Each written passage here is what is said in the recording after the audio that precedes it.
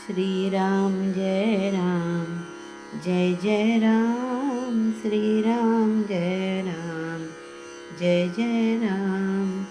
श्रीराम जय राम, जय जय राम। श्रीराम जय राम, जय जय राम। श्रीराम जय राम, जय जय राम। श्रीराम जय राम, जय जय राम। श्रोते हो, आज आपण आता तिसऱ्या अध्यायाकडे वळणार आहोत. तिसरा अध्याय हा हनुमान जन्माचा आहे. पण तत्पूर्वी मला असं वाटलं की दुसरा अध्याय आपल्या लक्षात आलं असेल की पूर्णतः रावण वंशोत्पत्ती आणि त्याने केलेली कर्तृत्व आणि त्याने केलेल्या चुका हे सगळं सांगणारं आहे. आणि ही आपल्या ग्रंथाची सुरुवात आहे की नाही. म्हणजे त्याचा आपण थोडा अभ्यास करावा असं वाटलं की आपल्याला काय शिकवलं जातं यातून, की रावणासारखा एक प्रचंड व्यक्तिमत्व आहे. मी थोडक्यात उल्लेख करते रामानंद सागरांचं जे रामायण आपण पाहिलं त्याचा. त्यात त्या अरविंद त्रिवेदी त्या एका गुणीकलाकाराची एक दमदार एंट्री आहे रावणाची. आणि त्यावेळी एक नृत्य सादर झालं आहे. त्या नृत्यातलं जे काव्य आहे ते शब्द जर तुम्ही पाहिलेत सगळी कडवी, तर अक्षरशः हा दुसरा अध्याय तिथं मांडलेला आहे वाल्मिकी रामायणाचा. म्हणजे पुलस्तीचा हा कसा नातू आहे, त्याने कसं 10 वेळा शिव पूजला आहे, सगळं त्याने अत्यंत वेदांचा अभ्यास केला आहे. त्याने पुराणं शिकलेला आहे. तो ज्ञानाने तो अगदी समृद्ध आहे. वादक आहे, नर्तक आहे, गायक आहे, कवी आहे, एक निष्ठावान भक्त आहे. उपास्य दैवत निवडल्यावर त्याच्या प्रतीची त्याची भक्ती, आपल्या प्रत्येक उपासनेनंतर त्याने आपलं शिर वाहिलं आहे आणि शंकराने ते कृपाळून परत दिलं आहे. अशी 10 शिरं 20 हात प्राप्त झालेला हा बलाढ्य रावण ऋषींचा पुत्र आहे म्हणून त्याही गोष्टी त्याच्यात आहेत. आणि कैकसीसारख्या राक्षसणीचा पुत्र आहे म्हणून दुर्गुण आहेतच. पण त्याचे 2 मोठे दुर्गुण त्याच्या इतक्या सगळ्या गुणांना झाकून टाकतायत.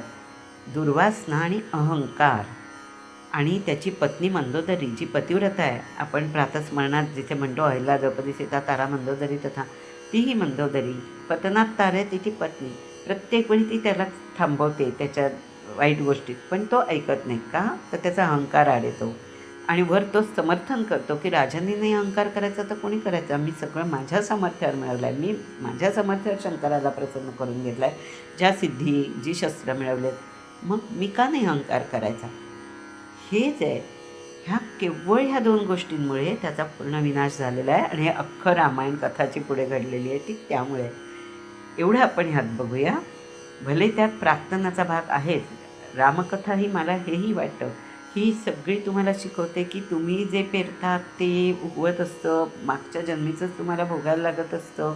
पण आता राम तर अवतार घेऊन आला आहे हे कोणं मला कधीच उलगडलं नाही. पण आपण गदिमांच्या रामायणात ऐकतो, दैवजात दुःखे भरता दोष ना कुणाचा, पराधीन आहे जगती पुत्र मानवाचा. तुमच्या आमच्याकरता सांगतं 84 लक्षणे फिरणाऱ्या ना की तुमच्या आधीच्या गतजन्मीच्या कर्मांप्रमाणे तुमचे भोग आहेत. हे एकदा स्वीकारलं तर तुम्हाला तुमचं दुःख नक्कीच कमी होईल. तसं इथे सगळे भोगच आहेत. आता आपण जो तिसरा अध्याय घेणार आहोत ना, आता त्याच्यात हे सांगावं असं वाटलं कारण तो श्रावणाची कथा आहे. दरवेळी ही कथा वाचताना माझ्या मनात येतं की श्रावणाचा काय दोष. त्याचा काही दोष नाही. तो इतका चांगला मुलगा, इतकं शुभकार्य, आईवडिलांचा आज्ञाधारी, त्याला का त्याची हत्या का व्हावी, त्याच्या आईवडिलांची का हत्या व्हावी. नाही आपल्याकडे उत्तर एकच की दशरथाच्या प्राक्तनात जे लिहिलेलं होतं त्याच्याकरता या तिघांची हत्या होणं आणि मग त्या शापातून दशरथाला पुत्र प्राप्त होणं हे सगळं जणू लिखित होतं, वाल्मिकींनी लिहून ठेवलेलं, म्हणूनच ते घडलं केवळ. आता आपण त्या श्रावणाच्या अध्यायाकडे वळूया. अध्याय 3. श्रीराम समर्थ. श्री गणेशाय नमः.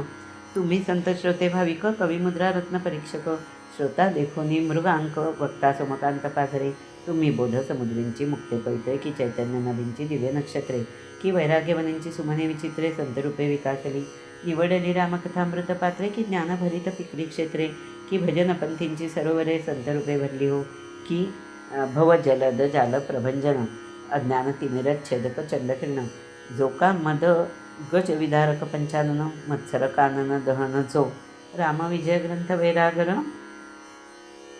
साहित्य रत्ने निगती अपार, ही तुम्ही अंगीकारावी वारंवार, कासे असी प्रार्थावे, कमळकोशींचा मकरंद बरा, हे न लगे सांगावे भ्रमरा, राजहंसासी घे मुक्त चारा, ऐसे किमंत प्रार्थावे, शीतळ होई चंद्रमंडळा, कासया सांगावे वेळोवेळा, मित्रासी प्रकाश आगळा, पाडी कासया म्हणावे, संतांसी धरा क्षमा शांती, ऐसे वदे तोची मंदमती, प्रेमळासी करी भक्ती सांगावे न लगेची, तैसे पंडित तुम्ही ज्ञानघन, करा सुरस रामकथा श्रवण, हे वारंवार म्हणता दूषण वक्त्यासी जगतेलो, असो पूर्वाध्यायी कथा निश्चिती सांगितली रावणाची उत्पत्ती, कौसल्या दशरथ अयोध्येप्रती नेऊनी विधीने स्थापली, सूर्यवंशभूषण अद्भुत अयोध्यापती राजा दशरथ, ज्याची पट्टराणी विख्यात कुशलभूत कौसल्या, सुमित्रा कैकेयी स्वरूपवंत दोहीच वरी राव दशरथ, आणिक साक्षे परिणित भोगांगना सुंदरा, ज्ञानकळा कौसल्या सती, सुमित्रा केवळ सद्भक्ती, कैकेयी ते कपट प्रकृती रजतमयुक्त सर्वदा, केवळ विवेक मूर्तिमंत तोचे अजसुत दशरथ,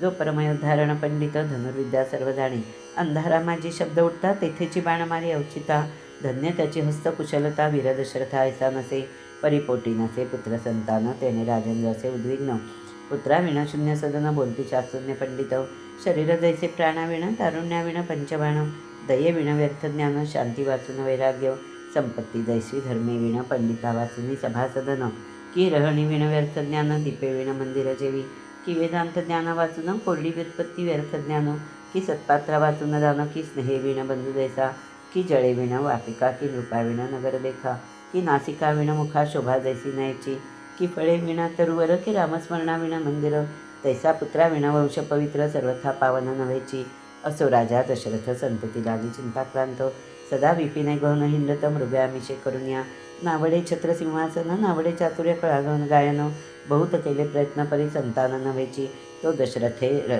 स्वप्न देखिले दोघे पुरुष आपण वधिले, आणि एके स्त्रियसी मारिले अपराधे विण तत्वता, गजबजोनी उठला त्वरित कोणासी न बोले मुखवत, वसिष्ठ गृहास जाऊनी त्वरित नमुनी स्वप्न सांगत असे, गुरु बोले हे दुष्ट स्वप्न तीन शापदे येई वधून, मग याची शांती करून दोष निवारण करावे, पूर्वाज्ञाने ते दिवशी राजेंद्र निघाला मृगयसी, वासर म्हणी गेला असतासी परी श्वापद न सापडे, पडला अत्यंत अंधकार एकला हिंडे नृपवर, धनुष्य असे लावून शर शोधी कांता रते धवा.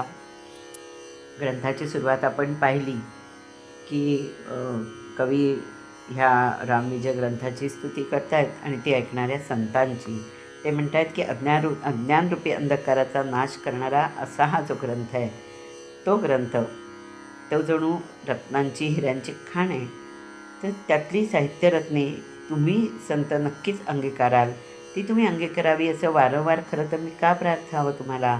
आणि त्याकरता ते दृष्टांत देतात की ते म्हणतात राजहंसाला काय मोत्याचा जरा खा सांगायला लागतं, चंद्राला काय शीतळ हो म्हणायला लागतं, किंवा सूर्याला काय प्रकाश दे सांगायला लागतं, का संतांना क्षमाशांती धरा असं सांगावं लागतं.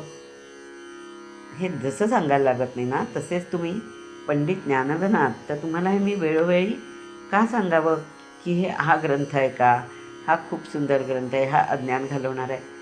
गरज नाही आहे. आणि जर मी हे वारंवार सांगितलं तर तो दोष मला वक्त्याला लागणार आहे. म्हणून मी इथेच थांबतो. आपण पूर्वाध्यायाची कथा पाहिली की रावणाची उत्पत्ती सांगितली त्यात, आणि कौसल्या दशरथ युद्धात नाही रावण त्यांना मारू शकला, आणि त्यामुळे ब्रह्मध्वनी आणून अयोध्येला त्याला अयोध्यापती म्हणून स्थापन केलं. ह्या राजांनी 3 राण्यांशी विवाह केला आहे, कौसल्या, सुमित्रा, कैकेयी, आणि त्याशिवाय 700 भोगांगना. ह्या 3 राण्यांबद्दल ह्या ग्रंथात कवीने खूप सुंदर आध्यात्मिकदृष्ट्या दृष्टांत दिलेला आहे की कोण आहेत ह्या 3? तर कौसल्या म्हणजे ज्ञानकळा केवळ, सुमित्रा म्हणजे भक्ती, आणि कैकेयी म्हणजे कपट प्रकृती. ह्या 3 म्हणजे सत्व रजतम गुणाच्या द्योतक आहेत. आणि राजा तो तर काय आहे, तर केवळ विवेकमूर्तिमंत. कारण ह्या 3 गुणांना हाताळायचं असेल ना, त्यातला जर वाईट गुण जास्त वर आला की माणूस त्या वृत्तीचा होतो. पण त्या 3घांचा समतोल राखायला समोर विवेक पाहिजे. तो हा राजा दशरथ आहे, अजसूत. आणि हा परमयोद्धा आहे. लक्षवेधी बाण सोडण्यात, शब्दवेधी बाण सोडण्यात तो निपुण आहे. सगळे गुण आहेत, पण पोटी संतान नाही. त्या दुःखाने तो विदीर्ण आहे. मग त्याला सुंदर दृष्टांत दिलेत. या ग्रंथात ना कथा कमी आणि दृष्टांत खूप आहेत, आणि तेच सगळ्यांनी ऐकावे. फारच सुंदर भाषा आहे, म्हणून मी त्याच्यावर जोर देते की इथे दृष्टांत दिला. सत्पात्राशिवाय जर दान दिलं किंवा कोरडी व्युत्पत्ती, ज्ञानच नाही आहे आणि खूप पंडित असे तासनतास बोलत राहतात, तशी गोष्ट. किंवा नाकच नाही आहे तर त्या मुखाला काय शोभा आहे का? फळच नाही तर खूप मोठा वृक्ष असला तरी शोभा आहे का? किंवा रामस्मरणच जिथे होत नाही त्या मंदिराला मंदिर कसं म्हणता येईल? अगदी तत्वत राजाकडे पुत्र नसेल वंशात तर तो वंश पावन कसा म्हणावा? त्यामुळे राजा अस्वस्थ आहे आणि मग त्याला कशातच रस वाटत नाही म्हणून तो वरचेवर मृगेला जातो. अशामुळे असेल, पण अचानक त्याला एक दिवस स्वप्न पडतं की त्याने 2 पुरुष आणि 1 स्त्रीचा वध केला आहे आणि त्यांच्या अपराधात शिवाय केला आहे. त्यामुळे तो गजबजून उठतो, कारण ती त्याची वृत्ती नाही आणि अस्वस्थ होऊन तसाच थेट वसिष्ठाकडे जातो. वसिष्ठांनी सांगितलं की हे तुझं स्वप्न नक्कीच दुःखदायक आहे, सूचक आहे, म्हणजे दुःख पुढे येणाऱ्याचं. तेव्हा तू असं कर, ह्याचं प्रायश्चित्त म्हणून जंगलात जाऊन 3 श्वापदं मारून ये आणि मग आपण ह्याचं दोषनिवारणाची शांत करूया. राजा तत्काळ त्यांची आज्ञा ऐकतो आणि जंगलात जातो. दिवसभर त्याला काही मृगया मिळत नाही. शेवट तो रात्री अंधार पडल्यावर सरोवराकाठच्या एका वृक्षावर अगदी बाण तयार लावून वाट बघत राहतो श्वापदाची. तेवढ्यात तिथे काय होतं तर त्या मार्गावरून श्रावण हा एक गुणी बाळ आपल्या वृद्ध आणि अंध आईवडिलांना 2 टोपल्यात बसवून त्यांची कावड करून काशीला घेऊन चाललेला असतो आणि तो दिवसा प्रवास करत नसे, रात्रीचा प्रवास करत असे. तो तिथे येतो. आता काय होतं ते आपण बघूया. तो एक सरोवराचे तिरी राजा गुप्त बैसे वृक्षावरी, कानाडी ओढणी ते अवसरी कर्णी ऐके सांचोल, तो ते मार्गी श्रावण आला मायबाप घेऊन, दिवसा बहुत विघ्ने आणि उष्ण म्हणून रात्री गमन करी, दोघे वृद्धे खांद्या घेऊन श्रावण तीर्थे हिंडे मेदिनी, त्या सरोवराचे तिरी येऊन उभा राहिला नावे को, तो ती वृद्धे म्हणती श्रावणा, आम्हा करवी उदकपाना, ऐकत ऐशिया वचना कावड खाली ठेविली, हाती कमंडलू घेऊन जीवनात प्रवेशला श्रावण, दशरथे सांचोला ऐकून निर्वाण बाण सोडिला, सपक्ष बाण हृदयी भेदला, हातीचा कमंडलू खाली पडला, देहभूमीवरी टाकीला प्राण चालेला श्रावणाचा, म्हणे कोणे सभाग्याचा बाण करीता आला रामस्मरण, हृदय निवाले संपूर्ण केले पावन मजलागी, ऐकोनी मनुष्याचे वचन नृपवर जवळी आला धावून, तव तो पडिला असे श्रावण रामस्तवन करीतची, मग म्हणे कर्म पापकारी पडली हत्या मजवरी, श्रावण म्हणे राया न करी खेद काही सर्वथा, माझी माय बापे वृद्धे दिन तयासी करवी उदकपान, मग मी सोडीन प्राण सत्य जाण राजेंद्रा, दोघे वृद्धे अत्यंत पाही त्यांचे सेवेसी कोणी नाही, दशरथ गैवरला हृदय शोकाकुल कुलित जाहला, श्रावण म्हणे दशरथा उदक दोघा पाजून त्वरिता, मग हे सांगावी वार्ता नाहीतरी प्राण त्यागिती, उदक नेता अयोध्या राणा वृद्धे म्हणती बारे श्रावणा, तव तो न बोलेची वचना काही केल्या सर्वथा, काळे श्रावणा न बोलसी उदक मागितले एवढे निशी, बारे म्हणून कोपलासी शिंदासी पाडसा, उदयाचळी मावळेल मित्र शेष सांडील भूमीभार, तीव्र तपेल रोहिणीवर तरी क्रोध अणुमात्र नाही तुझे, जैसे गंगेचे निर्मळ जीवन तैसे श्रावणा तुझे म्हण, तानया कारे न बोलसी वचन राजा ऐकून गेवरे, मग अजराज पुत्र बोलिला म्या अवचिता श्रावणवतीला, तव तीही धरणीवरी देह टाकीला, प्राण झाला कसा विसव, आठवणी श्रावणाचे गुण दोघे आक्रंदती दिनवदन, ऐसा पुत्र हे त्रिभुवन शोभिताई न सापडे, आहारे पुत्रा श्रावणा गंभीरा गुणनिधाना, आमचे प्राण करीती प्रयाणा श्रावणा वदन दाविका, या ब्रह्मांड मंडपात श्रावणाचा नाही सुत, जैसी लक्ष्मी आणि वैकुंठनाथ तैसी भाविक माता पिता, जो न करी मातृभजन जळत्याचे ब्रह्मज्ञान, तो षटशास्त्रे आला पडून त्याचे दर्शन न व्हावे, त्याचे जप तप अनुष्ठान दान अध्ययन श्रवण मनन, कळा चातुर्य व्यर्थ ज्ञान, जैसे भाषण मद्यपी याते, तेने अभ्यासीला 64 कळा, त्या ओघ्याची जाहल्या विकळा, जयासी माता पित्यांचा कंटाळा, त्याच्या अंडाळा न शिवावे, माता पिता गुरुदेव जाण चारी दैवते समसमान, तोची परमज्ञाता जाण नमोडी वचन श्रेष्ठांचे, म्हणून पुत्र एक श्रावणा आठवणी त्याचे गुण, दोघे पडली मूर्छायून जावया प्राण एकवटले, मग ती शाप देती प्राण जाता, म्हणती तुझाई पुत्र पुत्र करिता, प्राण जाईल रे दशरथा आम्हा ऐसाची तत्काळ, मग तीही सोडीला प्राण राय केले तिघांचे दन, उत्तर कार्य संपादून अयोध्येसी परतला, मनात हर्ष मानी नृपवर मज शाप झाला तो केवळ वर, यांचे शापे तरी पुत्र होका सत्वर मजलागी, अयोध्येसी आला दशरथ वसिष्ठासी सांगितला वृत्तांत, पुढे 12 वर्षेपर्यंत दुष्काळ पडला पृथ्वीवरी, न वर्षे कदा बला हक अत्यंत तीव्र तपे हरक, धान्य तृणजीवन सकळिक नाही निष्टंक पृथ्वीवरी, गायी ब्राह्मण पडिले बहुत, दैत्यगुरु परम कापट्यवंत, तेने जलद आकर्षिले समस्त वृष्टी एकाक्ष होऊ नये देई. वृष्टी जाहलिया परिपूर्ण सुखी होतील गोब्राह्मण. ते परतील महायज्ञ सुरास पूर्ण बळ तेने. वृषपर्वा दैत्येंद्र थोर त्यासी सहाय्य झाला शुक्र. निर्जर भारांसहित शक्र युद्ध करीत त्यासी. बहुत दिवस झाला संग्राम परी शुक्र कपटी पूर्ण परम. मेघ वर्षोनेधी अधम सुत्रामा चिंताक्रांत बहुत. वज्रधरासी म्हणे अंगिरा सुत. अयोध्येचा राजा दशरथ. तो प्रतापार्करण पंडित जिंकिल दैत्य क्षण मात्रे. मग मातली आणि विजयरथा. मूळ पाठविले दशरथा. मातली सांगे समूळ वार्ता अनावृष्टी कारणे ते. ऐकोनी दैत्य प्रताप अद्भुत. तात्काळ रथी बैसला दशरथ. तो कैकेयी रायास प्रिय अत्यंत. काय बोलत ते नवा. म्हणे मी समागमे येईन आणि संग्राम तुमचा पाहिन. राजा म्हणे तू सुकुमार पूर्ण युद्ध कंदन ते स्थानी. येरी म्हणे तुम्ही जवळी असता माझं भय नाही सर्वथा. ऐसे तिचे बोलाय कथा घेतली रथावरी ते धवा. निराळ मार्गे रथ तेवेळी घेऊन जात चपळ मातली. देवदैत्यांच्या रणमंडळी रथ अकस्मात उतरला. वैकुंठी हुनी विनता सुत. शिराब्धी तटी उतरे अकस्मात. तैसा राजा दशरथ सुरसमुदायात उतरला. अजपुत्र देखुनी पाकशासन देता झाला क्षमालिंगन. दशरथे धनुष्य चढवून उभा ठाकला रणांगणी. मगाशी आपण पाहिलं की राजा गेलेला आहे शिकारीला आणि झाडावर बसलेला आहे श्वापदाची वाट बघत. तेव्हा तिथे तेवढ्यात हा श्रावण येतो. आता श्रावणाची कथा अगदी संपूर्ण आपल्याला अनेक वेळा ऐकून माहीत आहे, म्हणून मी त्या कथेत खूप आत शिरत नाही. पण त्यात असं की श्रावण आहे, त्याला बाण लागूनसुद्धा त्याच्या तोंडातून राजाकरता एकही अनुद्गार येत नाही. ही जी ओवी आहे इथे ती महत्त्वाची आहे की तो म्हणतो की बाण तर त्याला लागतो, त्याचा प्राण चालला आहे, तरी त्याच्या मनात येतं की म्हणे कोणे सभाग्याचा बाण करिताला रामस्मरण. हृदय निवाले संपूर्ण केले पावन मज लागे. त्या बाणातसुद्धा नामस्मरण होतं. त्याच्या आत्म्याला शांती मिळाली आणि त्याची हत्या होत असतानाही त्याच्या तोंडातून शापाने आली नाही, आईवडिलांच्या आली. साहजिक होतं. तिथे पुढे जाऊन शिकण्याचं की राजा दशरथ आहे, त्याला शाप दिला आहे त्यांनी, असाच पुत्र होऊन मरशील. पण राजा त्यातनं चांगलं शोधायला गेला, कारण त्याला संतान नाही म्हणून तर तो एवढा दुःखी होता. त्यात हे असं अशुभ स्वप्न पडलं होतं. त्याला तर उलट वाटलं, या स्वप्ननिमित्ताने मी इकडे आलो आणि जे काही घडलं ते माझ्या चांगल्या करताय, कारण ह्या निमित्ताने तरी मला पुत्र होतील ना.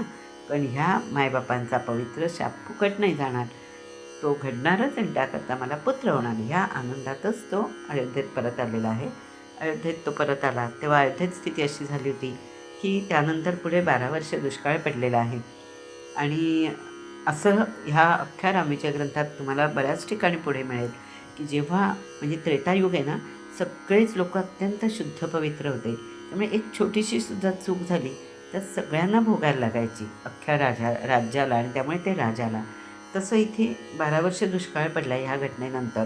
पण अर्थात व्यावहारिकदृष्ट्या त्याचं निमित्त अशी घटना होती की शुक्र जो आहे दैत्यांचा गुरु, त्याला असं वाटलं की हा पाऊस इथे उत्तम पडतो, ह्या पृथ्वीवर सगळं सुपीक आहे आणि त्यामुळे हे गोब्राह्मण जास्त सुंदररित्या आणि निवांत आयुष्य जगू शकतात आणि मग अजून महायज्ञ करून आपली शक्ती वाढवू शकतात.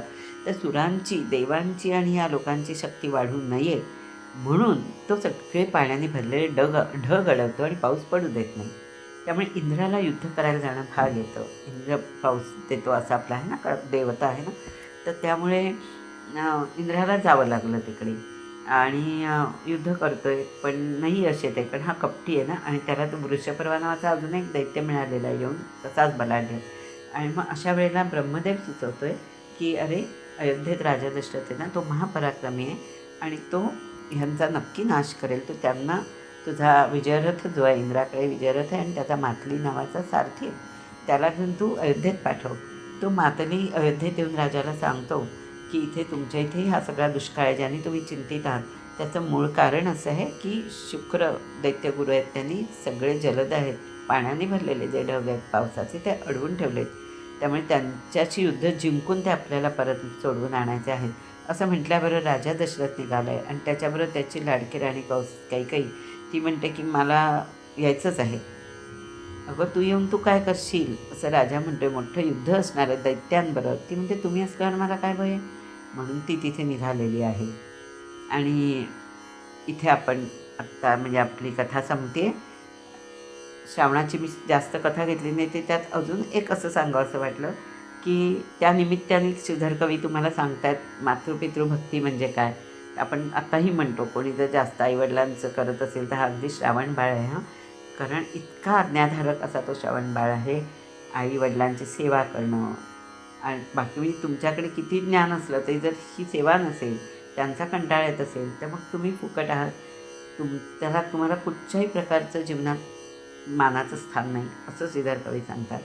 असा हा श्रावण असून ह्या तिघांनाही जी शिक्षा भोगायला लागली ह्याचं खंत आणि दुःख मला दरवेळी रामकथा ऐकता वाचताना जाणवतं.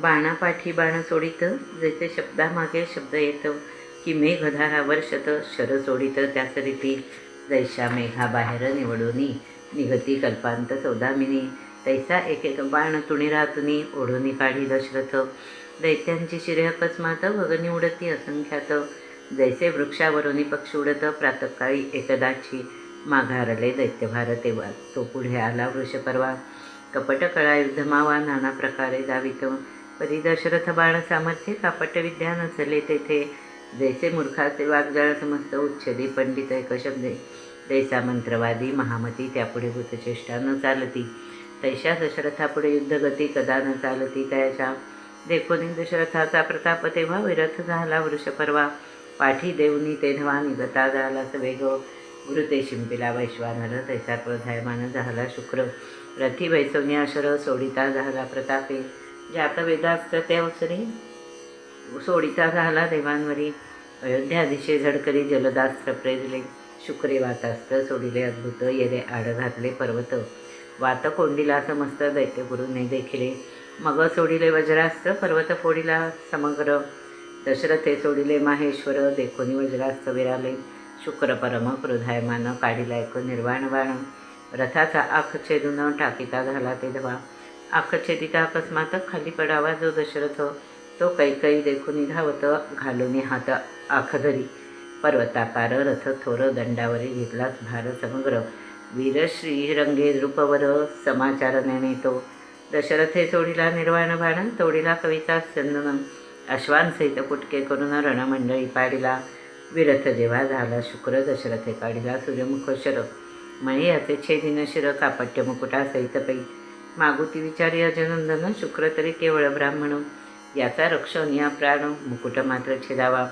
निमिष न लागता गेला बाण मुकुट पाडिला तळी छेदून, भयभीत भृगुनंदन पलटा झाला ते धवा, देव करीती जय जयकार पळू लागला दैत्यभार, जैसा महावात सुटता समग्र भूसवडे अंबरी, राय कोदंडाची घातली गवसणी तुणीला ठेविला आवरण घालूनी, जैसा कुंडा माझी दैदिप्य अग्नी आच्छादित याज्ञिक, दशरथ पाहे सावधान तो कैकेने हात घालून, धरिला असे महास्यंदन वर्तमान कळले ते, आश्चर्य करे नृपवर आजीचे युद्ध निवार, आम्हाचे जयलाभ समग्र कैकेयीने जिल्हा, जैसे घर पडता अकस्मात निज बळ उचली बळवंत, तैसा कैकेयीने आजी रथ सावरीला रणांगणी, खाली उतरून दशरथ प्रिय लागे आलिंगित, म्हणे दोन वर मागे त्वरित देखा अपेक्षित मानसी, कैकेयी आनंदली थोर म्हणे मी जेव्हा मागेन वर, तेव्हा मज द्यावे साचार म्हणून भाष घेतली.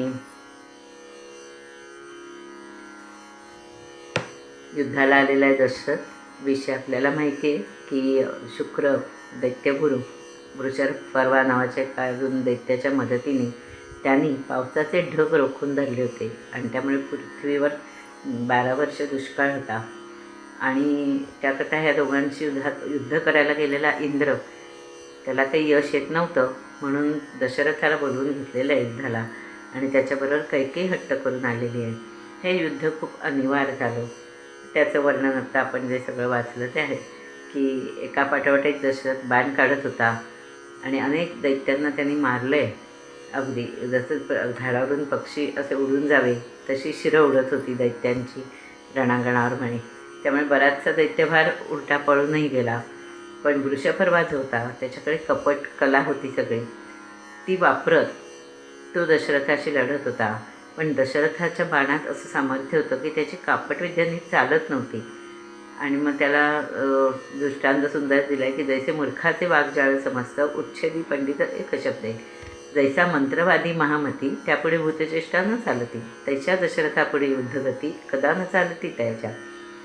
दशरथाचा प्रताप बघून तिचे म्हणजे हतबल झालेला वृषपर्वा पाठ दाखवून रणांगणाला निघून गेला. मग मात्र शुक्राला अजूनच संताप आला. एकदम तो क्रोधायमान झाला. जसा पेटलेल्या अग्नीमध्ये तूप धरलं तर अग्नी कसा अजून भडकेल तसा, आणि तो स्वतः रथावर बसून युद्ध करायला लागला दशरथाबरोबर. मग ह्या युद्धात तेव्हा युद्धात जी अस्त्र वापरली जायची, आपण आता नुकतंच रामायण परत आठवण होते सारखी सिरियल बघताना, त्याची संकल्पना काय होती ती त्यांनी दाखवायचा खूप छान प्रयत्न केला होता. अर्धचंद्राकृती अस्त्र कुठलं, अग्निअस्त्र कुठलं, सर्पास्त्र कुठलं, त्याचा आकार कसा, असे जे सगळे युद्धाचे बाण होते वेगवेगळ्या आकारांचे, आणि हे सगळे असे वरप्रसादाने मिळालेले असतात. तर त्या सगळ्या अस्त्रांची नावं इथे त्या निमित्ताने कळलेली आहेत आपल्याला, की कोणी काय केलं. म्हणजे वातास्त्र कोणी सोडलं, जलदास्त्र सोडलं, एखादी जलदास्त्र सोडलं, दुसऱ्यांनी वातास्त्र सोडलं, तिसऱ्यांनी त्या वाऱ्यापुढे पर्वत आडवे घातले, तर चौथ्याने परत वज्रास्त्र सोडलं आणि ते चूर्ण केले पर्वत सगळे. अशा प्रकारे युद्ध हे झालेलं आहे. आणि पण ते चालू असताना खूप भडकलेल्या शुक्राकडून जो निर्वाण बाण सोडला गेला, त्याने दशरथाच्या रथाचा आस जो आहे तो तुटला. आता ते चाक खाली पडणार तर रथ कोसळणार आणि दशरथ पडणार. अशा वेळी पटकन कैकेयीने आपला हात घालून ते चाक वरच्यावर धरून ठेवलं. म्हणजे आस जे असते त्या जागी आपला हात आणि ते तुटलेला आस पकडून त्यात असं तिने चाक धरलं. इतकं की दशरथाला तर त्या युद्धाच्या त्या जोशात तो असल्यामुळे त्याला कळलंसुद्धा नाही काय झालं ते. त्याने युद्ध चालू ठेवलं होतं. शेवट त्याने आपला निर्वाण बाण काढला की आता याचं शिरच उडवून टाकू शुक्राचं. पण परत म्हणजे जेव्हा एखादा सद्विचारी असतो ना, तर युद्धाला उभं राहूनसुद्धा त्याची चांगली बुद्धी जागृत असली तर तो वाईट कृत्य नाही करू शकत पटकन. त्याला वाटतं की आता हा शुक्र दैत्य गुरु आहे, पण म्हणजे गुरु आहे ना, ब्राह्मण आहे, त्याला का मारावं. तर त्याचा कापट्य मुकुट, त्या म्हणजे त्या मुकुटात सामर्थ्य काही असेल कपटी विद्येचं, तो उडवून टाकायला. म्हणून दशरथाने तो मुकुट उडवला आणि त्यामुळे त्या ह्या भयाने आता आपल्यावर शर येईल, आपल्याला छेदून जाईल असं वाटून घाबरून शुक्रही रणांगणाकडे पाठ दाखवून पळून गेलेला आहे. आणि ह्या युद्धात दशरथामुळे जय मिळालेला आहे. त्यामुळे ते ढग सोडून घेता आलेले आहे. त्यामुळे देव सगळे समस्त खुश झालेले आहेत. पण सगळं युद्ध झाल्यावर जेव्हा त्याने आपलं धनुष्य ठेवलं, धनुष्याला गवसणी घातली, बाण ठेवले आत, त्यावेळेला त्याचं एकदम लक्ष गेलं की कैकेयी आपला हात त्या आसात घालून आहे आणि तिने अख्खं एवढं मोठं महाराजाचं चाक उचलून धरलं आहे. तो चकितच होता हे कसं हिला जमलं म्हणून. पण काही असो, म्हणजे आजचं युद्ध जे अनिवार्य झालं त्यात यश कैकेयीमुळेच मिळालेलं आहे एवढं त्याच्या लक्षात आलं आहे. आणि म्हणून त्याने तिला तू अपेक्षित वर माग.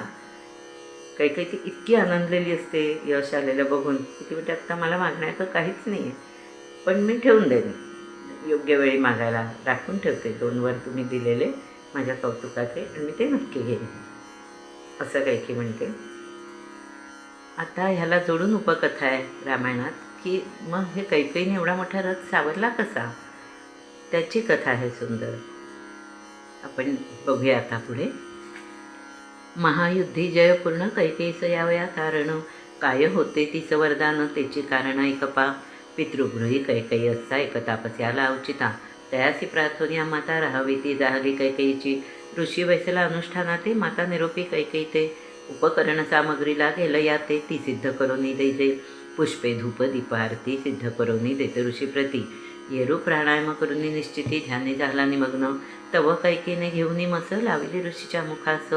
ध्यान झालिया तो महापुरुष स्वमुख करे पुसतसे, तो हस्तास लागले काळे कर्तृत्व कुमारीचे कळले. ऋषीने शापिले ते वेळे वदन काळे तुझे हो का, तुझवरी अपयश येईल प्रचंड, जगात होईल काळे तोंड.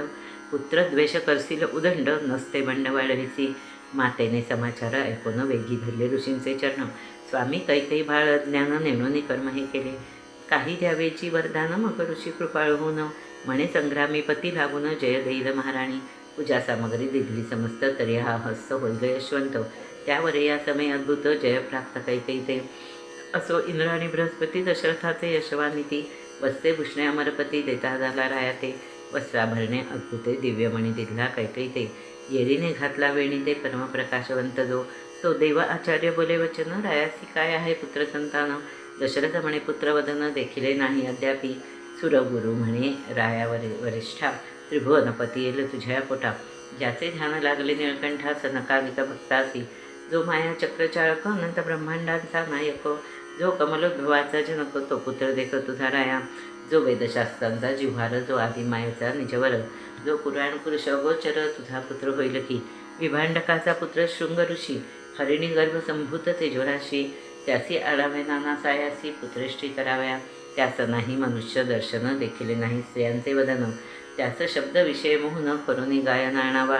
शक्र म्हणे देवललना, पाठवाव्या तयावना. रंभा उर्वशी शुभानना, ज्यांचे गायना मदन बुले. दशरथे इंद्रगुरूची आज्ञा घेऊन आला अयोध्या भुवना. आनंद झाला सकळजना, पर्जन्यवृष्टी झाली.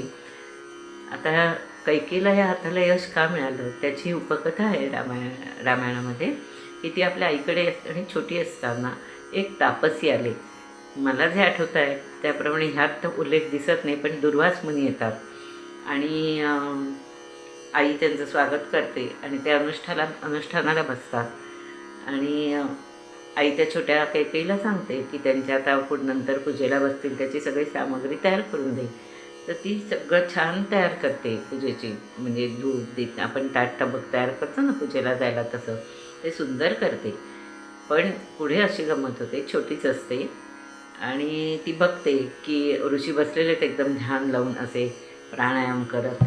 तर तिच्या मनात येतं गंमत करायची आणि म्हणून तिच्या हाताला ते काहीतरी काळं लागलेलं असतं तयारी करताना, वात वगैरे. तर ते ती त्यांच्या चेहऱ्याला लावते. ध्यान संपल्यानंतर ते सहज हाताने आपल्या तोंड पुसतात, हाताला काळं लागतं. या मुलीने काहीतरी खोडी काढली हे लक्षात येऊन ते तिला शाप देतात. तुझं पण तोंड पुढे जाऊन काळं होईल, तू मोठं अपयश घेशील आणि पुत्रद्वेष पण उदंड करशील, भांडणं वाढवशील, असा सगळा भरभरून शाप देतात ते ऋषी. तापटच असतात ते. आईला तिच्या कळतं, ती आई धावत येते आणि ऋषींचे पाय धरून म्हणते, होती छोटी आहे, अज्ञान आहे, तिला क्षमा करा. न समजून तिने एक कर्म केलेलं आहे, तिला काहीतरी उशाप द्या. असं म्हटल्यानंतर ऋषी म्हणतात की हरकत नाही, तरी हाताने तू पूजेची तयारी केलेली आहेस ना, तर हा हात आहे तो तुला तुझ्या पतीला रणांगणात यश मिळवून देईल युद्धामध्ये आणि यशवंत होईल हा हात, असा आशीर्वाद देतात. असो, ही तिची उपकथा. आता इकडे इंद्र बृहस्पती सगळ्यांचा निरोप देऊन दशरथ परत यायला निघाला. त्यावेळेला बृहस्पतीने विचारलं, गुरूंनी विचारलं की रायाला काय पुत्रसंतान आहे. तर नाही अजून पुत्रपोटी, असं म्हटल्यावर ते सांगतात की अरे तुझ्या तर पोटी तो त्रिभुवनपती येणार आहे, ज्या शंकराचं ज्याला ध्यान लागलेलं आहे, सनकादिक कारण त्याचं ध्यान लागलेलं आहे, असा तो मायाचक्रचाळक, तो अनंत ब्रह्मांडाचा नायक, तो कमलोद्भवाचा जनक, तो पुत्र देख तुझा राया. आणि आता तो तुझ्याकडे येणार आहे, पण त्याकरता एक पुत्रकामेष्टी यज्ञ असतो, तो यज्ञ तू करावास. आणि तो यज्ञ करण्याकरता विभांडक म्हणून ऋषी आहेत, त्यांचा पुत्र शृंग ऋषी, त्याला घेऊन ये. कारण तो अत्यंत तेजोराशी असा आहे, खूप ज्ञानाने श्रेष्ठ आहे आणि त्याने अजूनपर्यंत वडील सोडून कुठलं मनुष्य दर्शनच केलं नाही आहे आणि स्त्रियांचं तर तोंडही नाही पाहिलं आहे. इतका त्या आत्ता शुद्ध आहे, पण त्याला स्त्रिया पाठवून बोलवून घेऊन यावा, अशाच पद्धतीने आणावा. पण तोच योग्य आहे पुत्रकामेष्टी करता, पांडित्य करायला. आता दशरथ येतो अयोध्याहून, स्वागत होतं खूप. आणि त्यानंतर ढग मोकळे होतात ना, त्यामुळे भरपूर पर्जन्यवृष्टी होते, सगळा दुष्काळ जणू निघून जातो. आणि आता पुढे काय होतं ते बघायचं, कारण आता ठरलं आहे की त्या शृंगी ऋषीला घेऊन यायचं. ते काय होतं ते आपण बघूया. दशरथ इंद्रगुरूची आज्ञा घेऊन आला अयोध्या भुवना. आनंद झाला सकळजना, पर्जन्यवृष्टी झाली, असंभाव्य पिकली मेदिनी, दुष्काळ गेला मुळीनी. जैसी विष्णू सहस्रनामे करुणी, महापापे संहारती. इकडे विणाटाळ मृदुंग, झल्लरी किंकिणी उपांग, देवांगना घेऊन उपभोग, वनासवेग चालिल्या. विभांडक ऋषी तपोधन, नित्य उचक्काळी उठन, करावया अनुष्ठान, जानवी तेजा प्रती जायो. मागे आश्रमी एकला पुत्र, उंच बांधून या गोपुर. त्यावरी शृंगी तो परमचतुर, वेदाध्ययन करीत असे. गज व्याघ्र सावजे बहुत, देखता होय भयभीत. म्हणून उंच स्थळ बांधून सत्य त्यावरी सुत बैसैला. विभांड करुषी अनुष्ठान करून दोन प्रहरा येत परतून परमानंदे पुत्र देखून अध्ययन सांगे त्या ते. चारी वेद मुखोद्गत सकळ शास्त्रे पारंगत. यागविधी कर्मे समस्त करतल मला कथयाते. असो विभांडक गेला स्नाना, तो समय पावनी देवांगना. वेगी पातल्या तयावना सर्व संपत्ती घेऊन या घरी बैसला ऋषीनंदन. तो त्याने आरंभिले गायन. जे एकता भुले पंचबाण स्वरूप लावण्य त्यांचे. जैसा केवळ चौदामिनी मंडित दिसती वस्त्राभरणी. ज्यांची स्वरूपे पाहुणी सुधापाने वेधले. टाळ मृदुंग सुस्वर गायन ऐकुनी ऋषीपुत्र. वरो निपाय सादर स्वरूप सुंदर न्याहाळुनी. तव नेत्र कटाक्ष हावभाव दाविती नानापरींचे लाघव. शृंगी नैदेकताच्या पूर्व भय वाटे मानसी. गायन ऐकता सुस्वर संतोष वाटे पार. म्हणे मज धरावयास आचार पातले कोण न कळे हे. भय करून ते वेळा शृंगी वायुभजे पळाला. सभेची विलोकी परतोने डोळा सुंदर स्वरूप तयांचे. विभांडक अनुष्ठान करून आश्रमासी येत परतोन. देवांगना जाती तेथून शापभय ऋषींच्या. म्हणती विभांडकासी कळलं तरी आम्हा तात्काळ शापिलं. याला हिदोन प्रवृत्ता सकळ जाती वेगे करून या. असो पिता आला आश्रमासी शृंगे सांगे तयापासी. म्हणे येथे आले होते तापसी उपमा जानसी असेना. मी तयासी देखोनी पळालो देह लोभे करुनी. आता न येते ते दुसरेनी खंती म्हणे वाटत असे. विभांडक म्हणे पुत्रासी जरी आश्रम आले संत ऋषी तरी आपण आतिथ्य कराय त्यांची पूजाविधी करून या. असो प्रातःकाळी विभांडक मुनी गेला अनुष्ठाना लागुनी. शृंगी चिंता करी म्हणे कधी नाही देखील त्या. विसरला लेखन पठण ध्यान आणि ज्ञान ध्यान आणि मनन. लागले म्हणे स्त्रियांचे ध्यान अनर्थपूर्ण स्त्री संगे. आता शृंगीला आणायला ह्या गेलेल्या आहेत देवांगना. आणि हा असा उंच गोपुरा, त्याला प्राण्यांची भीती वाटायची म्हणून बसायचा. विभांडक ऋषी स्नानाला वगैरे गेले. संध्या स्नानाला नाही, प्रातस्नान आणि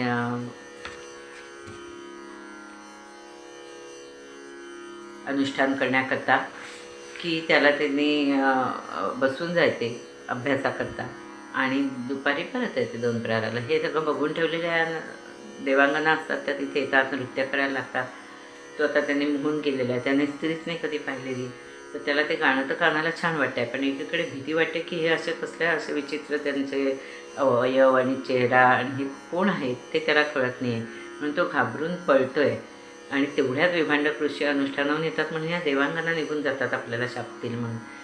हा घरी आल्यावर वडिलांना सांगतो की कोणीतरी ते तापसी आले ते आणि त्यांना बघून मला खूप भीती वाटली, पण एकीकडे ते निघून गेले तर मला ते परत यावेसे वाटतात, खंत वाटते मनाला. असं म्हटल्यावर ऋषी त्याला सांगतात की हरकत नाही, अरे आपल्या आश्रमाला संत ऋषी आले तर त्यांचं आतिथ्य करावं चांगली पूजाविधी करून, असं सांगितलं. मग दुसऱ्या दिवशी प्रातःकाळी परत अनुष्ठानाकरता विभांडक मुनी निघाले. तर ह्याला सारखं ते त्यांचं ध्यानच आठवत आहे. त्या स्त्रिया आहेत म्हणून कळलं नाही, पण ध्यान आठवत आहेत. आणि ते आठवता तो शेवट ध्यान सगळं त्याचं नेहमीचं पठण विसरून गेलं आहे. आता पुढे काय आता बघू.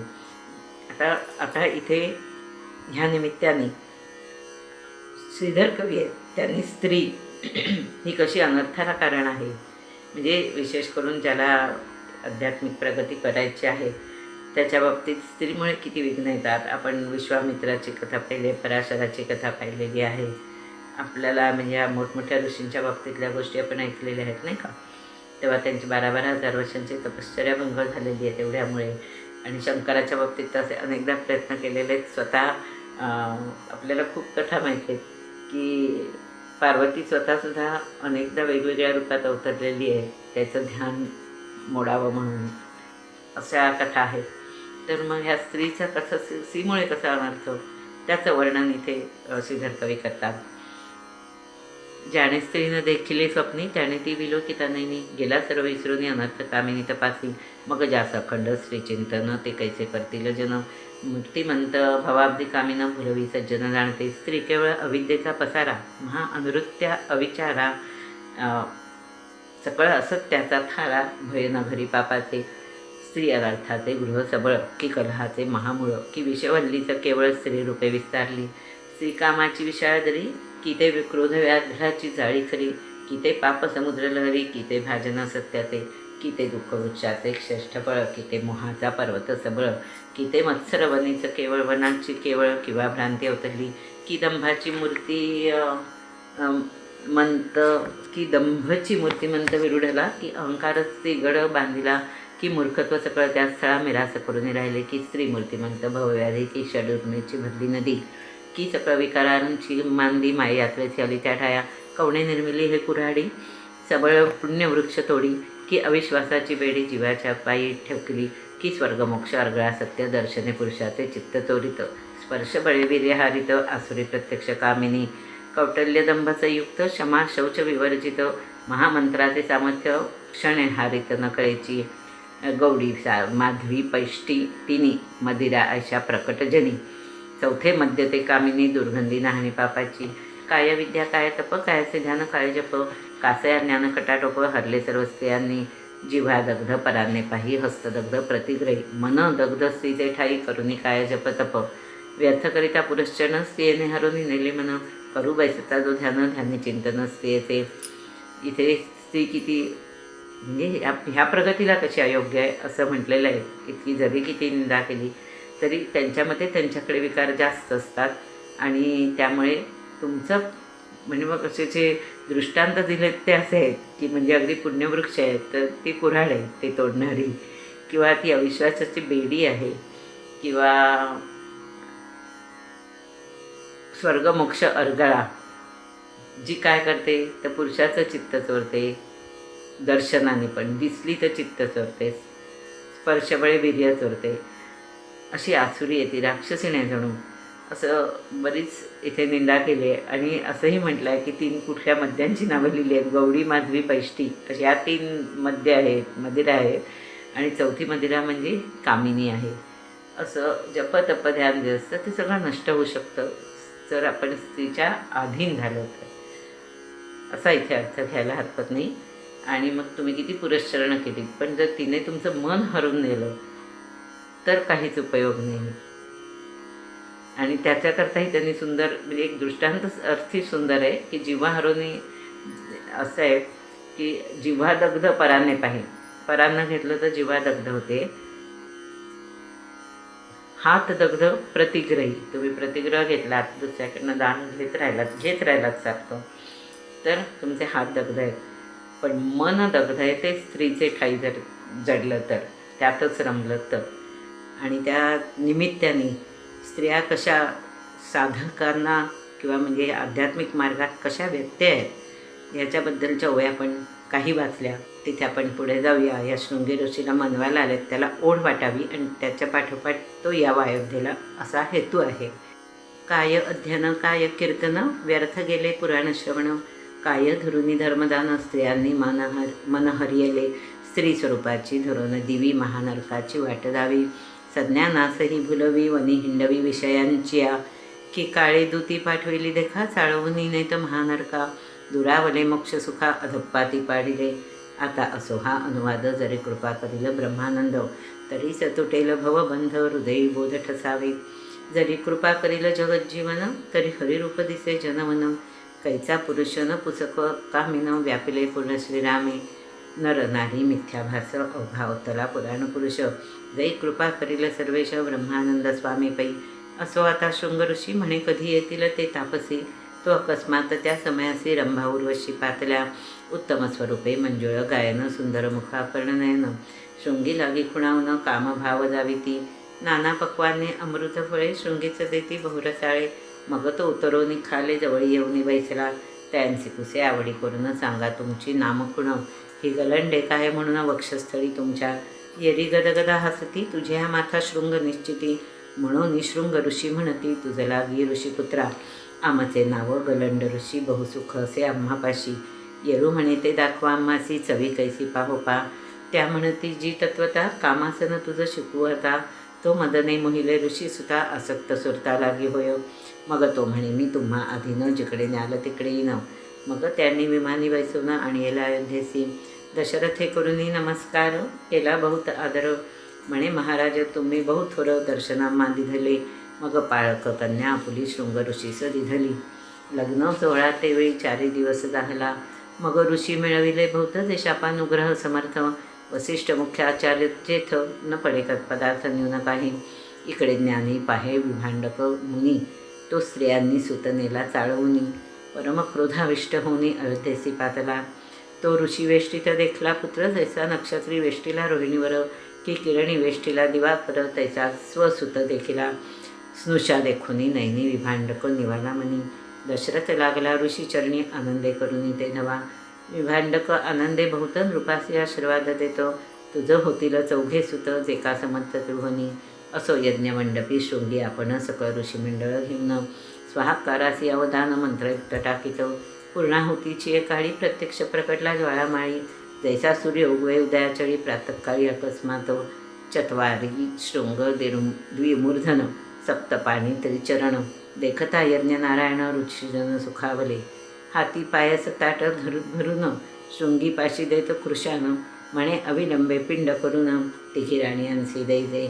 बहुत्वरा करावी एकक्षणी विलंबे होय कार्यहानी. पोटा येईल कैवल्यदानी क्षीरसागर विहारी जो. ऐसे बोलून ते काळी गुप्त झाला ज्वाळामाळी. शृंगीने वसिष्ठाजवळी पायस पत्र दिधले.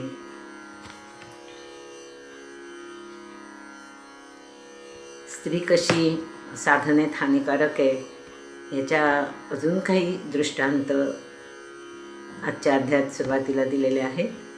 की श्रीधर कवी म्हणतात की तुमचं अगदी किती अध्ययन आहे, पुराण श्रवण केलेलं आहे, कीर्तन आहे, तरी जर स्त्रियांनी मन हरलं तर तुम्ही हे सगळं विसरता. खरं म्हणजे असंच म्हणायला लागेल की स्त्री स्वरूपाची वाट दाखवते सांगून महानरकाची वाट दाखवते ज्ञानी माणसालासुद्धा. आणि अक्षरशः विषयांच्या वनामध्ये हिंडवते. किंवा ती काळानेच जणू दूती पाठवून दिलेली आहे की तुम्हाला ती चाळवून महानरकात नेते, मोक्षसुख ती घेऊ देत नाही अजिबात. अशा प्रकारे स्त्री ही आध्यात्मिक उन्नतीत, पारमार्थिक उन्नतीत विघ्न आहे. असे काही उदाहरणं देऊन पुढे श्रीधर कवी असं म्हणतात. आता असो हा अनुवाद. जरी कृपा करील ब्रह्मानंद तरीच तुटेल भवबंध. म्हणजे शेवट हे सगळं होणार असेल तरी गुरुची कृपा असेल तर हा बंध तुटेल. नाहीतर स्त्रीघातक आहे. आपण तर कालही बोललो, आजही आता पराशराचे साधी विचार करून आठवा की 12,000 वर्ष तपश्चर्या केले, शंकराची उपासना केली, पण सत्यवती किंवा मत्स्यगंधा क्षणाकरता मोहित होऊन त्याचं सगळी साधना नष्ट होते, त्याचं पतन होतं, साधना नष्ट होते. फक्त त्या साधनेचा उपयोग हा होतो की तुम्हाला माहिती आहे केवढा तेजस्वी पुत्र होतो त्याला, व्यास. आज व्यासांमुळे पुढे सगळं महाभारत घडलं आहे. आणि व्यासांनी नुसतं लिहिलं म्हणून नाही, व्यासांमुळे पुढची प्रजोत्पत्ती आपल्याला माहिती आहे. सत्यवतीला त्याला बोलवायला लागतं आहे त्या पुत्राला. जेव्हा पुढे पंडू, धृतराष्ट्र त्याचे पुत्र झालेले आहेत ना, विदुर. सो एवढा तेजस्वी पुत्र व्यास. तुम्हाला माहिती आहे की सप्तचिरंजीवात सुद्धा व्यास आहेत. अश्वत्थामा, बली, कृप, व्यास, हनुमान, विभीषण आणि परशुराम हे सप्तचिरंजीव आहेत. जसं आपण या पतिव्रतांची नावं घेतो पंचकन्या, तसेच हे 7 ब्रह्मचारी हे अमर आहेत, चिरंजीव आहेत. असो तर असं अधःपतन होऊ शकतं जसं पराशरांचं झालं. पण श्रीधर कवी म्हणतात की तरी जर तुम्हाला गुरु प्राप्त असेल तर तो ह्या सगळ्यांना तुम्हाला नक्कीच सोडवेल आणि तुम्हाला हरिरूपच दाखवेल. हरिरूप म्हणजे काय? तिथे कैचा पुरुष नपुसक कामिनं. कुठला स्त्री कुठला पुरुष, सगळं व्यापिलं श्रीराम आहे, व्यापिले पूर्ण श्रीराम आहे असं ते म्हणतात. हे सगळं तेव्हाच होईल की जेव्हा ब्रह्मानंद स्वामी म्हणजे त्यांचे सद्गुरू आहेत ते कृपा पूर्णपणे करते. आता असो ते कथेकडे येतात. या शृंग ऋषीला आता आदल्या दिवशी त्या स्त्रिया येऊन जातात. त्या कोण म्हणून कळत नाही, त्या स्त्री आहेत हे सुद्धा कळलेलं नसतं. कोणी ऋषीच आले आहेत आणि वडिलांनी सांगितलं आहे की अरे असे ऋषी सत्पुरुष आले तर त्यांचं स्वागत करावं. आणि मुख्य म्हणजे त्याला कळत नाही म्हणून ओढ लागते त्या कधी येतील याची. त्यामुळे वडील गेल्यावर परत संध्यास्नान सगळ्याला हा अगदी आतुर होतो की कधी त्या येत आहेत. आणि ह्या रंभा उर्वशी येतात, गाणं नृत्य सगळं करतात, हावभाव करतात. तर हा त्यांना नाना पक्वानं, फळं सगळं पुण्यात देतो. आणि जो वर उंचावर घाबरून बसलेला असतो तो उतरून त्यांच्या जवळ येतो. जवळ आल्यावर त्यांना विचारतो तुमचं नाव काय, अशी तुमच्या वक्षस्थळावर ही गलंड कसली आहे. तर त्या विनोदाने म्हणतात की तुझं कसं डोक्यावर शृंग आहे तर तुझं नाव शृंग ऋषी आहे, तसे आम्ही गलंड ऋषी आहोत आणि आमच्याकडे खूप सुख आहे आणि आम्ही तुला एक आसन शिकवू, त्याचं नाव कामासन आहे. असं म्हणता तो त्यांच्यावर इतका मोहित होतो की म्हणतो सांगा काय शिकवणार, तिथे मला घेऊन चला, तुम्ही न्याल तिथे. ह्यांचं काम फक्त त्याला मोहित करून घेऊन यायचं असतं अयोध्येला. त्या त्याला घेऊन अयोध्येला येतात. दशरथ त्याला नमस्कार करतो आणि स्वतःची म्हणजे तो बघतो की आता हा स्त्रियांकडे आकर्षित झालेला आहे ना, त्यानेच ती पाहिलीच नव्हती पण आकर्षित झाला आहे. आणि दुसरं असंही आहे की त्याला त्याच्याकडून यज्ञ करायचा आहे, पुत्रकामेष्ठी. यज्ञाला बसताना सपत्नीक बसायचं असतं असं धर्म सांगतं, यज्ञाचं फळ मिळालं म्हणून. दशरथ आपली पाळक कन्या म्हटले, म्हणजे त्यांनी मानलेली मुलगी शांता नाव आहे तिचं, तिच्याशी या शृंग ऋषीचा विवाह लावून देतो. आणि मग त्या ऋषींना आणि अजून वसिष्ठांबरोबरचे सर्व ऋषी मिळून यज्ञाची तयारीला लागतात. त्याला तो सांगतोय की तुमच्याकडनं मला यज्ञ करून घ्यायचं आहे. आता इथे हे सगळं घडतं. हे विभांडक ऋषी जिथे ध्यानात असतात तिथे त्यांना हे सगळं कळतं. आणि खरं तर ह्या स्त्रियांनी पळवून नेला मुलगा एवढं कळतं आणि अयोध्येत नेला. त्यामुळे ते अत्यंत कोपाविष्ट होऊन येतात दशरथाच्या इथे. पण जेव्हा बघतात की अनेक मोठमोठ्या ऋषींबरोबर आपला पुत्र मानाने बसला, सन्मानाने, आणि त्याच्या बाजूला त्याची पत्नी बसली जी राजाची कन्या आहे, तेव्हा सून बघून केव्हाही ज्या साधारण कुठल्याही वडिलांना जे धन्य वाटेल तशीच त्यांची अवस्था होते. त्यांचा क्रोध निघतो आणि ते दशरथाला आशीर्वाद देतात की तुला 4 सुतं होतील जे समर्थ असतील या त्रिभुवनात. मग यज्ञमंडपात शृंगी हा स्वाहाकाराला बसतो. यज्ञ सुरू होतो. सबन दिवस आणि यज्ञ पूर्णाहुतीची जेव्हा वेळ येते त्यावेळेला अचानक तिथे अग्नी प्रकट होतो. अग्नी प्रकट होतो, त्याच्या हातात एक पायस ताट असतं, प्रसादाचं ताट असतं, पिंड म्हणतात तसं. ते घेऊन तो प्रकट होतो आहे. आणि प्रकट झाल्या तो शृंगीच्या हातात ते देऊन सांगतो की अविलंबे पिंड करून तिघी राण्यांचे दे. हे जे प्रसाद आणलं त्याचे गोळे 3 करून म्हणजे पिंड करून तिन्ही राण्यांना द्या, यांनी त्यांना पुत्र होतील. आणि त्वरित द्या, कार्यहानी करू नका, कारण क्षीरसागर विहारी तो जो कैवल्यदानी आहे तो आता यायला अगदी उत्सुक झालेला आहे दशरथाच्या घरी. आणि असं सांगून अग्नी देवता जी आहे ती यज्ञात कुंडात परत गुप्त होते आणि शृंगी वसिष्ठाबरोबर ते पायस देतात. पुढे बघू. वसिष्ठे करून 3 विभाग राण्यांसी देत सवेग, कौसल्यसी श्रेष्ठ भाग देता झाला ऋषी तो, तुझ्या सुमित्रे प्रति देत तिच्या काही करी घालत, देखून यांचे अद्भुत क्रोधाला कनिष्ठ येते. म्हणे मी रायासी प्रिय कर, म्या रथचक्री घालून कर, रणी विजय केला नृपर इंद्रादिक देवान देखता, वय करुनी वृद्ध फार ते ज्येष्ठ नवे साचार, जे माझे गुण थोर तय तेच श्रेष्ठ जाणीते, केतकीचे लघुपत्र त्यास मानिती सर्वत्र, इतर पत्रे दिसती थोर परी चतुर न मानिती, अमोलिक लहान रत्न काय करावे थोर पाषाण, मृगेंद्राची आकृती लहान थोर वारण कासया, जवादी बिडालाचे वृषण सुवास, लहान परी आवडते श्रीमंतास, रासभाचे थोर बहुवस न शिवे कोणी तया ते, मग आधी न देता मानव काय करावा भाग मागून, म्हणून कैकई रुसून अधोवदन बैसली, मग बोले वसिष्ठ मुनी विघ्ने होईल येच क्षणी, तो करीचा पिंड झडपोनी घारीने नेला अकस्मात, हाहाकार झाला ते अवसरी निमिष न लागता गेली घारी, कैकई पडे धरणीवरी आक्रंदत ते धवा, म्हणे माझे पूर्व कर्म घन मज कैचे पुत्र संतान, अभाग्यासी निधान जयेला पोटून सांगपा, परमचित चिंताक्रांत दशरथ कौसल्याकडे विलोकित, मग कैकेयीचे समाधान करीत पट्ट महिषी ते धवा, कौसल्या सुमित्रा दोघी जणी अर्ध अर्ध विभाग काढून देत्या झाल्या ते क्षणी, पूर्णपिंड कैकेयी ते दैशा भागीरथी आणि मंदाकिनी, तैशा कौसल्या सुमित्रा दोघी जणी, मत्सर अणुमात्र मनी न करीती स्वप्नी सर्वथा, जे अत्यंत कुटील देख तयासी स्वप्नीही नाही सुख, न कदा मानिती कोणी लोक सदा अपेश पात्रते, असो वसिष्ठे दिधले तीर्थ तिघी पिंड प्राशन करीत, कैकईच्या कंठी पिंड अडकत कासावीस झाली ते, मग वसिष्ठे शिंपिता तीर्थ अंतरी पिंड उतरत, आनंदला राजा दशरथ दाने देत अपार, वत्सा भरणे उदंड दक्षिणा, देवोनी गौरविले ब्राह्मणा, सकळ ऋषी पावले स्वस्थाना शृंगी आदी करुनी, तिघी राहण्या झाल्या गर्भस्थ आनंदला राजा दशरथ, म्हणे माझे भाग्य उदित दिसते पुढे इथुनी, घारीने जो पिंड झडपिला त्याचा वृत्तांत काय झाला, श्रोतयांनी आक्षेप केला कथा समोर सांगपा. यज्ञात पायस घेऊन प्रकट झालेल्या अग्नीने पिंड बनवायला सांगितले.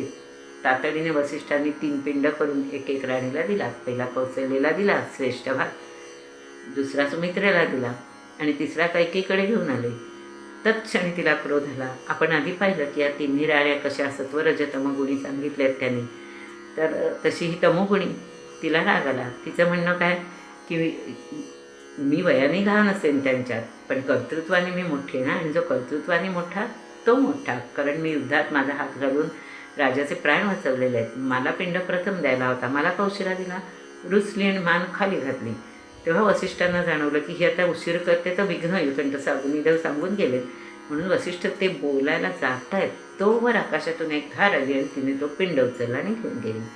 मग मात्र कैकेयी आधीच क्रोधिष्ट, त्यात तिचा अपमान झालेला, सगळ्याची भर होत आणि त्यात असं अपयश आलेलं म्हटल्यावर ती बेफाम झाली एकदम आणि म्हणाली खरंच माझं कर्मगण आहे. आणि तिला तिचा शापही आठवत असेल ऋषींनी दिलेला की तू अपयशाला पात्र होशील, तू अपयश देशील आपल्या घराला.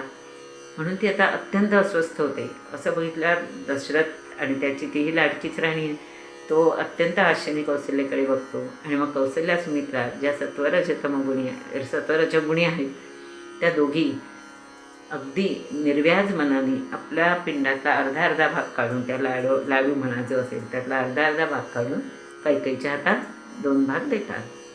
मग ते कैकेयी प्रत्येक तिघी जणी भक्षण करतात, पण कैकेयीच्या घशात तो अडकतोय पिंड. आता तिथे उदाहरण दिलं आहे की कुटील ज्यांची वृत्ती असते ना, त्यांना स्वप्नीही सुख नाही.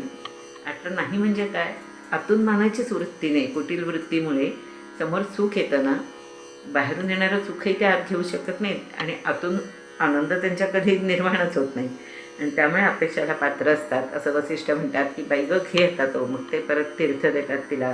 ते तीर्थ शिंपडल्याने तिचा पिंड खाली सरकतो आणि अशा प्रकारे तिघी तो पिंड भक्षण करतात.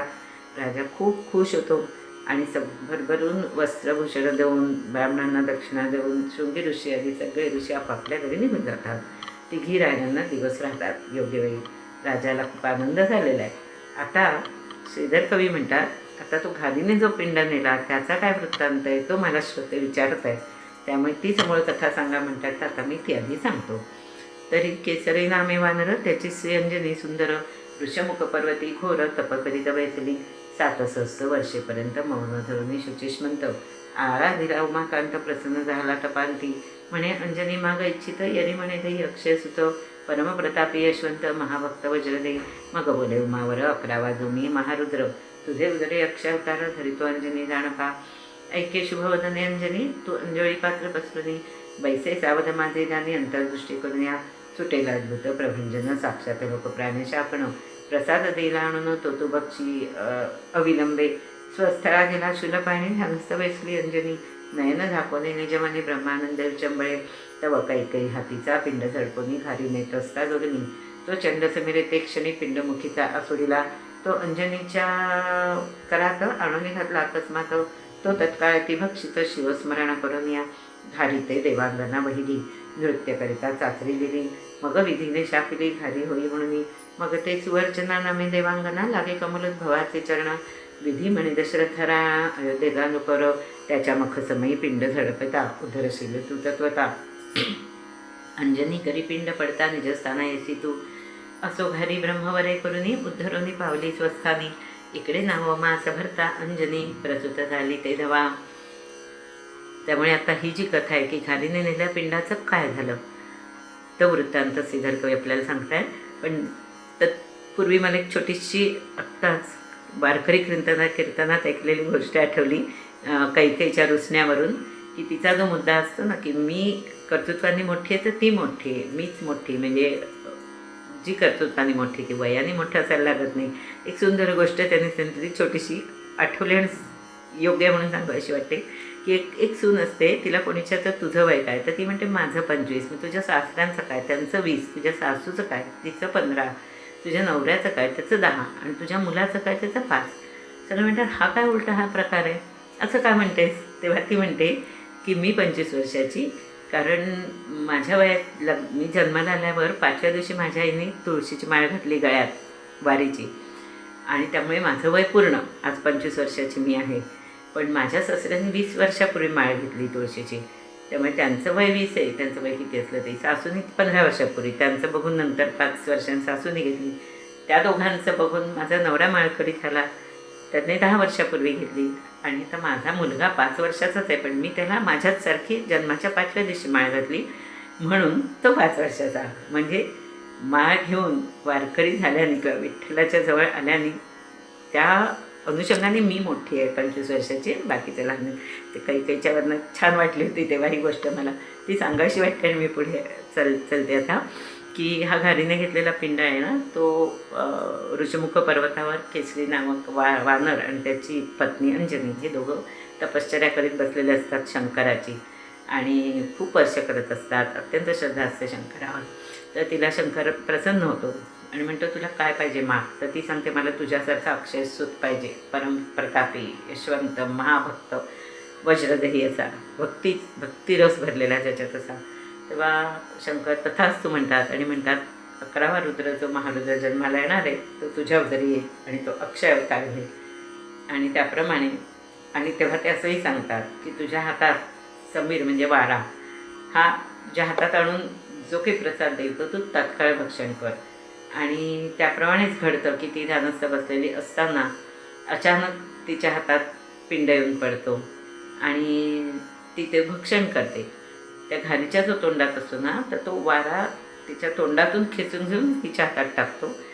आणि म्हणून त्याला समीर म्हणजे वायुसूत असं सुद्धा म्हटलेलं आहे. तो आहे केसरी वानर आणि त्याची पत्नी अंजनी हंसा पुत्र, आणि तो पिंड ती भक्षण करते.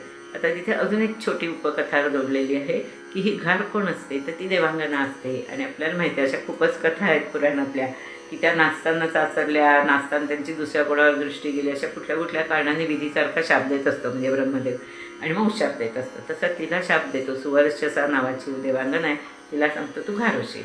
मग उशाप मागितल्यावर सांगतो की ह्या यज्ञाच्या वेळेचा पिंड झडकून तू नेलास आणि अंजनीच्या हातात टाकलास की तुझा उद्धार होईल आणि तू परत निजस्थानाला म्हणजे स्वर्गात येशील. अशा प्रकारे त्या घारीचा ही उद्धार होतो आहे. आणि पिंडभक्षण करून अंजनीला दिवस ठेवून पूर्ण 9 मासाने तिला पुत्ररत्न प्राप्त होतं. पुढे बघू. असो घारी ब्रह्मवरे करून उद्धरोनी पावली स्वस्थानी. इकडे 9 मास भरता अंजनी प्रसूत झाली. तेव्हा ऋषीपत्न्या पाहते तेवेळा बळीया तो बालजन्मला किंवा सरमणी प्रकटला वानरदय वेशदय दिप्य विद्युतप्राय कुंडले झळकती गंडस्थळी पडली दिप्ती दृढ कौपिन निश्चिती कटिप्रदेशी बोंजी झळके तळपत असे यज्ञोपवित ऐसे वानर रूप अद्भुत मुखी पुच्छाग्रे आरक्त वर्ण दिसत प्रवाल सम क्षुधाक्रांत परमबाळ चौकडी पाहे चंचळ तो अंजनीता वेळ फळे गेली आणाव्या रुदन करी क्षुधित बाळ तो आरक्त दिसे सूर्यमंडळ म्हणे हे दिसे उत्तम फळ उडे चपळ मारुती पिंजारल्या रोमावळी सिंहनादे गरजे निराळी दिग्गजांची वैसले टाळी आंदोळली वसुंधरा स्फुरण दाटले थोर गाजवे पुच्छाचा पडत्कार मागे अंगवाटे तुर्वर उन्मळून जाते आकाशी चपळ पदद्वय तसे हस्त प्रतापे झेपावे गगनात उड्डाणावर उड्डाण घेत जाता आदित्य लक्षणी की उर्वीवरूनही सुपर्ण जाय वैकुंठपीठ लक्षुण तैसाची अंजनी हृदयरत्न भानुमंडळा आटोपी मनोवेगासी मागे टाकून हनुमंत वेगे जात गगनी तो लोकप्राणेश धावनी धरीन म्हणे स्वपुत्रा. आता काय झालं, ह्या पिंड भक्षण केल्याने प्रसूत म्हणजे अंजनीला दिवस राहिले आणि पूर्ण 9 महिन्याने ती प्रसूत झाली आणि अत्यंत बलवान असा पुत्र झाला, तेजस्वी पुत्र. आणि जन्मतःच त्याला दृढ कौपिन आहे, त्याला सुवर्णाची लंगोटी आहे जन्मतः, आणि म्हणजे मुंज झालेली आहे असा जन्माला आलेला आहे. आणि कानात तेजस्वी कुंडलं आहे आणि गंडस्थळाची अत्यंत तेज आहे, म्हणजे हनुमंताचं जे एक तोंड असतं वानराचं त्यात तेज आहे आणि यज्ञोपवीत आहे. अशा प्रकारे जन्माला आलेलं हे बाळ जन्माला आल्या त्याला प्रचंड भूक लागते आणि तेवढ्यात त्याला उगवता सूर्य दिसतो. सूर्योदयाच्या समयी जन्म आहे हनुमंताचा, आपल्याला माहिती आहे.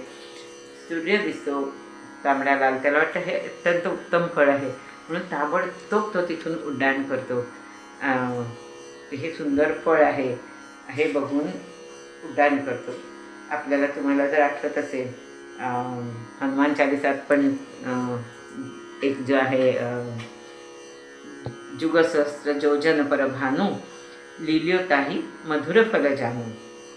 किती लांब योजनावर असलेला तो सूर्य तो फळ वाटून ह्या हनुमंतांनी त्याच्यावर एकदम उडी घेतली, सूर्यापर्यंत पोचण्याची ज्याच्याकडे शक्ती एका उडीमध्ये, असा हनुमंत तो हनुमान चालिसात म्हणतात की तो आम्हाला पावावा, त्याने आम्हाला यश द्यावं. तर असं उड्डाण केलं. सगळे घाबरले, पृथ्वी हडबडली त्या ह्यानी. आणि आता कळेना. आणि आता हा समीरपुत्रही म्हटलं गेलं ना, म्हणजे वायू ही त्याचा पिता आहे. तर तो एकूण बघून म्हणतो की आता मला पकडलं पाहिजे याला जाऊन, पण धरलं नाही तर आगीचा गोळ आहे तिकडे सूर्य म्हणजे, आणि त्याला त्याला ह्याचा त्रास होईल, चटका बसेल किंवा जळून म्हणजे शरीर जळेल, पोळेल, असं व्हायला नको, म्हणून मला त्याला आता पकडलं पाहिजे. हा उड्डाण आता हनुमंताने केलेलं आहे.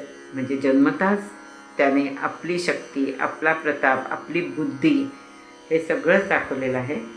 आणि तो आवरतच नाही कोणाला. तेव्हा लोकप्राणेश म्हणजे वायू त्याचा पुत्र असल्यामुळे त्याला सावरायला म्हणून त्याच्या पाठोपाठ धावतोय.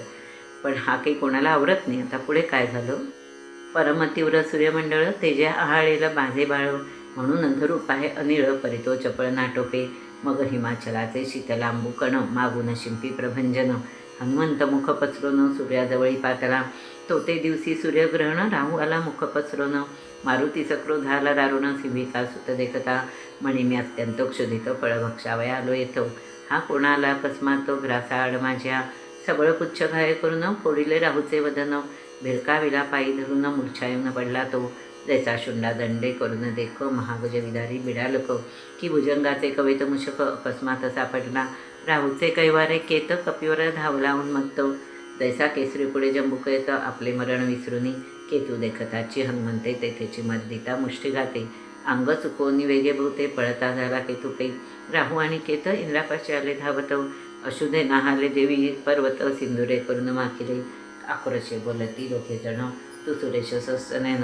आम्हावरी कोप धरून हेका विघ्न धाडिले, नवा पुच्छ राहू करून आम्हावरी दिला पाठवून, आश्चर्य कळेशाचे रमण म्हणे कर्तृत्व कोणाचे, कोणी केले विपरीत करणी, त्याच संहार अवया वज्रपाणी, त्रिदश समुदाय घेऊन वायू वेगे धावनला, राहू पुढे पुढे धावत, मागे देवा सहित अमरनाथ, तो इकडे अंजनी सुत सूर्यग्रास उभा धावत असे, चळचाळ पापे मित्र म्हणे हा कैसा गा मित्र, दीनमानस अंडोनी दिनकर पळून लाहेचा कथा, प्रतापरुद्र मारुती सूर्यमंडळ धरिले हाती, हे फळ नव्हे निश्चिती म्हणून पुढती टाकिले, जैसा केवळ वडवा नळ तैसेची दैदिप्यमान सूर्यमंडळ, फळ नव्हे म्हणून अंजनी बाळ टाकिता झाला पुढती, मागायला पाहे परतून तो राहू आला शक्रास घेऊन, पुढती क्रोध झाला दारुणा म्हणे आता न सोडी यासी, साह्य करून अमरपती मजवरी आला पुढती, जैसे शलभ म्हणून येती कल्पांत विजू धरावया, ऐसे बोलत वायुनंदन राहुरी लोटला येऊन, इंद्रा देखता ताडणं राहुसी केले बहुसालो,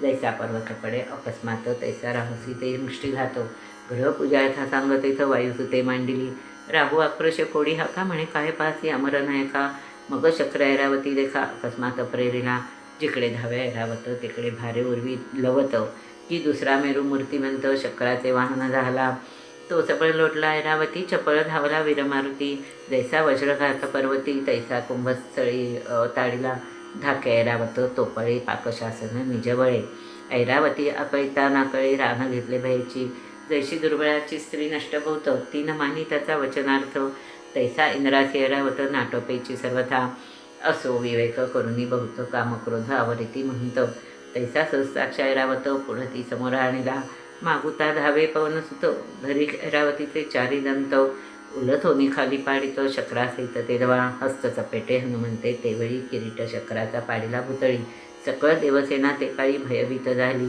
इंद्राची झोटी मोकळी मागुती ऐरावत आकळी, हनुमंतावरी बळेची झाली गजन झाली पाऊल पुढे, गज पळे रानू रान परम घाबरला जसं नयन, तो यम हस्ती दंड घेऊन हनुमंतावरी धाविनला, यमे दंड प्रेरावा जो ते वेळा, तो मारुती अंगावरी कोसळला, मुष्टीघात हृदयी दिला यम पाडिला धरणीवरी, वक्षस्थळी वळंघोनी हनुमंत पुढते मुष्टीघात प्रेरित, हातीचा दंड हिरोनी घेत तेणेची ताडितात तयासी, यमे धरिले मारुतीचे चरण म्हणे मी तुझं अनन्य शरण, हस्त जोडून यावरून स्तुती करीत मारुतीची, कुबेर धावणी ते समय लागे हनुमंताचे पायी, तो ऐरावतारूढ लवलाही शक्रवेगे पातला.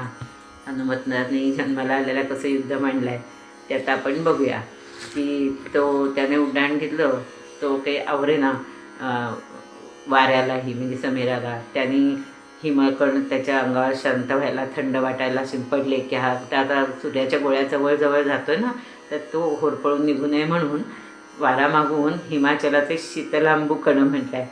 मागून शिंपी त्याच्या पाठून शिंपतोय वडील. आणि अशा प्रकारे पण पोचलाच हनुमंत. आणि त्याने तो गोळा घेतला पण हातात आणि बघितलं की हा तर अर्थच नाही. आणि तेवढ्यात असं झालं, क्षमस्व, तेवढ्यात असं झालं की त्या दिवशी ग्रहण होतं, त्यामुळे राहू आलेला आहे सूर्याला ग्रासायला. तेवढ्यात त्यांनी पाहिलं की हा कोण दुसरा राहू आहे आणि हा कोण मध्ये आढळला आहे माझ्या ह्याच्या. आणि हनुमंताला वाटलं माझं हे फळ घ्यायला हा कोण आला आहे. आणि झालं. अजून क्रोधाविष्ट होऊन हनुमंताने राहूलाच पकडलं, त्याला भरपूर मारलं, त्याला मूर्छा आली. तेव्हा राहूच्या मदतीला केतू आला, तर त्यालाही त्याने इतकं ताडलं की दोघं रक्तबंबाळ झाले आणि इंद्राकडे धावत गेले आणि म्हणाले, कोण तुम्ही आमच्या पाठी पुच्छराव पाडलात? आमचं काम आहे ना ग्रहणात सूर्याला ग्रासायचं, हा कोणीतरी पुच्छराव आला आहे. असं म्हटल्यावर इंद्राला काही कळेच ना काय झालं आहे. तो आपला ऐरावत, कुबेर आणि इतर देव सगळ्यांना घेऊन आला बघायला की काय चाललं आहे. तर त्यांनी पाहिलं की हा जो हनुमंत आहे त्याने सूर्य हातातही धरला आहे आणि बघितलं की हे काही फळ दिसत नाही म्हणून असं फेकून दिलं.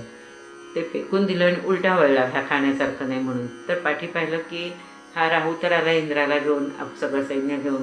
आता म्हणतो हनुमंत, आता मी ह्याला सोडतच नाही. मग अशी एवढा ताडला तर तो अजून सैन्य घेऊन आला काय, आता बघतो बरोबर. मग जे मारुतींनी थोडक्यात मला सिरियलमधलं आठवलं ते दणादण सुरू केलं. आणि राहूला इतकं मारलं की त्याला वाचवायला म्हणून इंद्र आला पुढे. त्याने आधी ऐरावताला पाठवलं.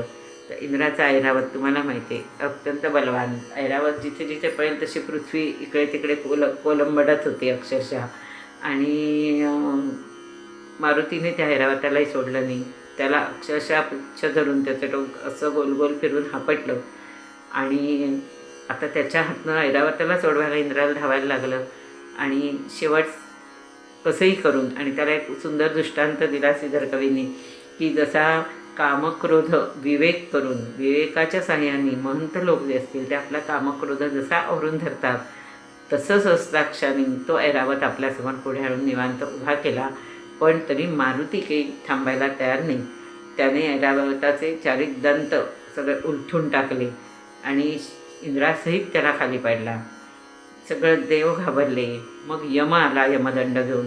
तर यमदंडाला त्याने यमालाही आडवा पाडला आणि त्याच्या वक्षस्थळावर बसून अजून तो मुष्टिघात करणार, तेवढ्यात त्याच्याच हातातला दंड घेऊन त्याला मारला. यम भयभीत होऊन शरण आला. आणि म्हणून मारुतीला जे शरण जातात त्यांना यमगांजत नाही असं म्हटलं जातं. यम शरण आला, कुबेर शरण आला, वरुण शरण आला, सगळे शरणांगत झाले म्हटल्यावर अजून रागाने शक्र धावलेला आहे की आता मी लढतो याच्याशी. ऐसे देखोनी ते अवसरी मारुती धावे शचिवरावरी, ऐरावतीचं पुच्छ धरी पृथ्वीवरी आपटावया, पुच्छ धरुनी भवंडी गज पृथ्वी सहित कापती दिग्गज, अवनीवरी देवराज वज्रासव पाडिला, बळे गज आपटीला धरणी देवास मांडली महापर्णी, कडे कपाटी जाऊनी महायुद्धे दडाले, म्हणती पृथ्वी गेली रसातळा एकचे हाकार झाला, तो अमरेंद्र ते वेळा आवधरीला पुढती, वज्रबळे भवंडित मुखावरी ताडिला हनुमंत, तेने मूर्छना दाटली बहुत पडे वायुसुत पृथ्वीवरी, कनकाद्रीवरुनी कोसळला पर्वत दरी माझी पडला, लोक प्राणेश धाविन्नला सुत धरला पोटासी, कासावीच वायुनंदन विकळ पडला अचेतन, वायू रडे स्पंदून पुढे घेऊन हनुमंता, म्हणे दुर्जन हा अमरेंद्र तानह्यावरी घातले वज्र, परमा निर्दय पुरंदर करीन संहार तयाचा, माझी आता नियाचा जाता प्राण आटीन सकळ त्रिभुवन, जैसे प्रल्हादा कारणे दैत्य संपूर्ण श्री नृसिंह आटिले, वायू आधीनं सकळांचे प्राण आकर्षले न लागता क्षण,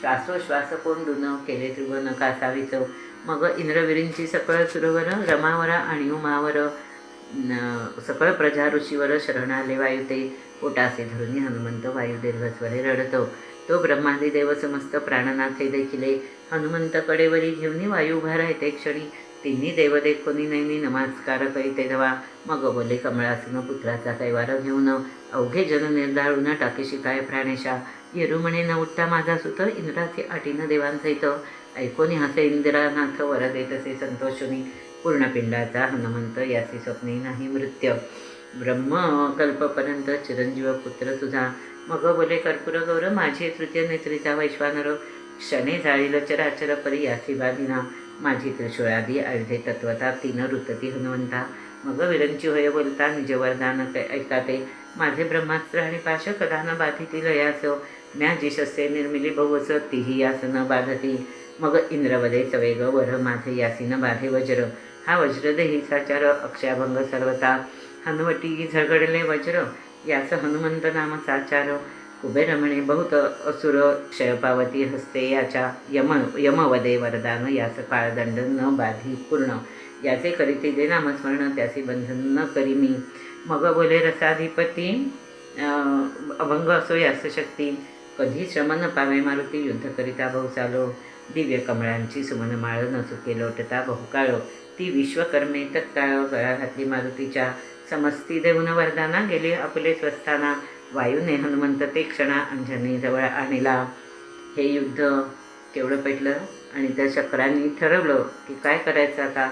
तर त्याने रागात येऊन आपलं वज्रच मारलं हनुमंतावर. इतक्या जोरात मारलं की छोटं बाळ ते त्याच्या तोंडावर मारलं आणि ते मूर्छा येऊन उंचावरून डोंगरावरून खाली दरीत पडला छोटा बाळ हा मारुती आणि बेशुद्ध झाला, मूर्छा आली. मग लोकप्राणेश म्हणजे वायू समीर तो धावून गेला आणि म्हणाला की किती छोटं बाळ आहे, माझ्या ताण्यावर यांनी वज्र मारलं, आता मी ह्याला सोडत नाही. माझ्या जर ताण्याचा प्राण गेला तर मी सगळं तिथून आटून टाकेन. जसा नृसिंहाने प्रल्हादाकारणे सगळे दैत्य पूर्ण आटवले, सगळ्यांना मारलं, म्हणजे तो एकटाच दैत्याने मारला ना, दैत्यांचं नाश केला, तसं मी करेन. आणि सगळ्यांना माहिती आहे की वायू अधीन सगळ्यांचे प्राण, त्याने काय केलं, प्राण आकर्षून घेतले सगळ्यांचे. त्यामुळे पृथ्वी आहे ती सगळी कासावीस झाली. इंद्र विरिंची म्हणजे सगळे सगळे देव रमावर उमावर सगळे हजर झाले तिकडे.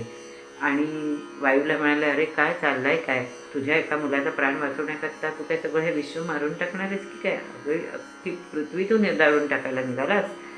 तर तो म्हणतो, नक्कीच मी सगळं इंद्रासकट तुम्ही सगळ्या देवांनाही आटून टाकेन, तुमचे श्वास तेही राहणार नाही. असं म्हटल्यानंतर विष्णू आहे तो हसतोय. तो म्हणतोय की हो बाबा, तू वडील आहेस आणि तुझी शक्ती काय आहे, तुझ्यावर आमचे सगळ्यांचे प्राण आहेत अवलंबून, याचा मला अंदाज आहे. आणि म्हणून आम्ही तुला आशीर्वाद देतो. त्याला तर आता त्यातला शुद्ध येईलच, पण आमच्यातर्फे असा आशीर्वाद आहे, माझ्यातर्फे असा आशीर्वाद आहे की ह्याला मृत्यूच नाही, हा तुझा पुत्र चिरंजीव होईल. मग प्रत्येक देव त्याला आशीर्वाद देत आहेत. शंकर म्हणतो की माझ्या तृतीय नेत्रीचा जो वैश्वानर आहे, अग्नी आहे तिसऱ्या डोळ्यात, मदनाला ज्याने जाळला, आपल्याला कथा माहिती आहे, तो अग्नी अख्खं चराचर जाळायला समर्थ आहे, पण मारुतीला बाधा करणार नाही. मग माझं त्रिशूळवादी जी काही आयुध आहेत ती त्याला बाधा करणार नाही. मग ब्रह्मदेवांनी वर दिला असा की माझे ब्रह्मास्त्र आणि जे पाश आहेत, ब्रह्मपाश, ते त्याला कधीही बाधणार नाही. आणि मी जी काही माझी म्हणून शस्त्रे निर्मिली असतील ती ह्याला कधी बाधणार नाही. आणि तुम्हाला माहिती आहे पुढे जाऊन रामायणात ह्याच्या उपयोगानेच ब्रह्मपाश त्याला बांधू शकत नाही, पण ब्रह्मदेव विनंती करतो म्हणून हनुमंत लंकेत गेल्यावर स्वतःला ब्रह्मपाशात बांधून घेतोय, पण यातलं काहीच त्याला बाधत नाही, अग्नी जाळत नाही. म्हणून शेपटाला आग लागली तरी हनुमंताला आग लागत नाही. हे सगळे आत्ता दिलेल्या वराचे परिणाम ते तिथे आपल्याला बघायला मिळतात कथेमध्ये. असो, मग पुढे अजून कुबेर वर देतो, इंद्रही वर देतो की माझं वज्र आता ह्याला बाधणार नाही, हा वज्रदेही होईल अक्षय अभंग असा. नंतर तरी पण वज्र लागलं त्याच्या हनुवटीला, म्हणून त्याचं नाव हनुमंत असं इंद्रानेच दिलं. कुबेर म्हणाला की ह्याच्यातनं खूपसे राक्षस मारले जातील. यम म्हणाला माझा काळदंड ह्याला बाधणार नाही, त्यामुळे जो ह्याचं नामस्मरण करेल त्याला मी बंधन करणार नाही. मग वरून देवतेने सांगितलं की ह्याला इतकी शक्ती मी प्राप्त करून देईन. रसाची देवता ना, ती रसाधिपती म्हटलं आहे की शरीरात त्याची इतकी ऊर्जा असेल, तो कित्येक साल युद्ध केलं तरी तो कधी दमणार नाही. आणि विश्वकर्म्याने एक अशी सुमनांची माळ तयार केली आणि ती त्याच्या गळ्यात घातली की ज्यामुळे ती कधी सुकणारच नाही अनंतकाळ, अशी माळ प्रसाद म्हणून घातली. अशा प्रकारे सगळ्या देवतांनी त्याला वरदान दिलं. आणि मग वायू हनुमंताला घेऊन अंजनीकडे आला. पुढे बघू.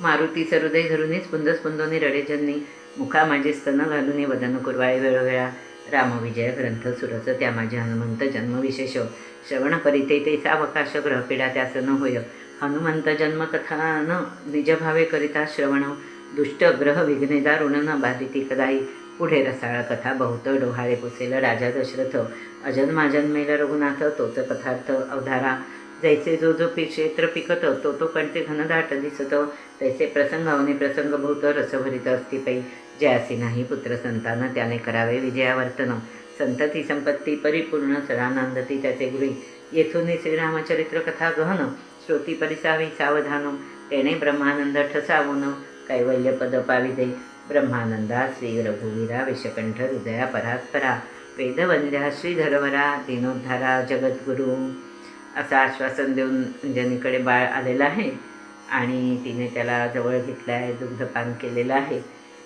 हा ग्रंथ इथं संपतोय. श्रीधर कवी म्हणतात हा हनुमंत जन्माचा विशेष असा ग्रंथ आहे. हा ग्रंथ सावकाश श्रवण करा, तुम्हाला कुठली ग्रहपीडा होणार नाही. आणि ह्या कथेची अशी शक्ती आहे की कुठल्याही दुष्टग्रहाचं विघ्न तुम्हाला बाधणार नाही. आणि शिवाय ज्यांना पुत्रसंतान होत नसेल तर त्यांनी ह्याचं जर विजयावर्तन केलं तर त्यांना पुत्र प्राप्त होईल, तर संपत्तीही प्राप्त होईल.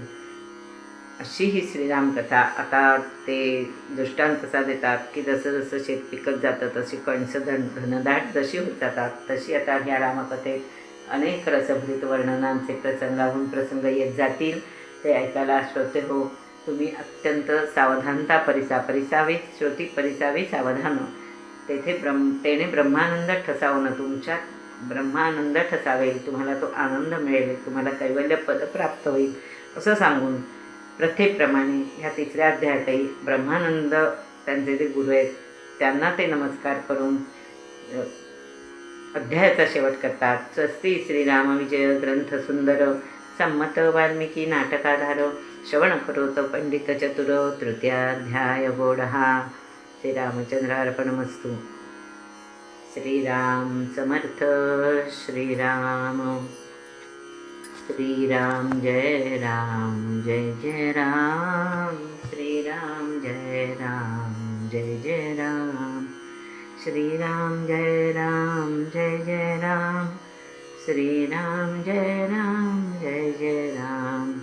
श्रीराम जय राम जय जय राम. श्रीराम जय राम जय जय राम.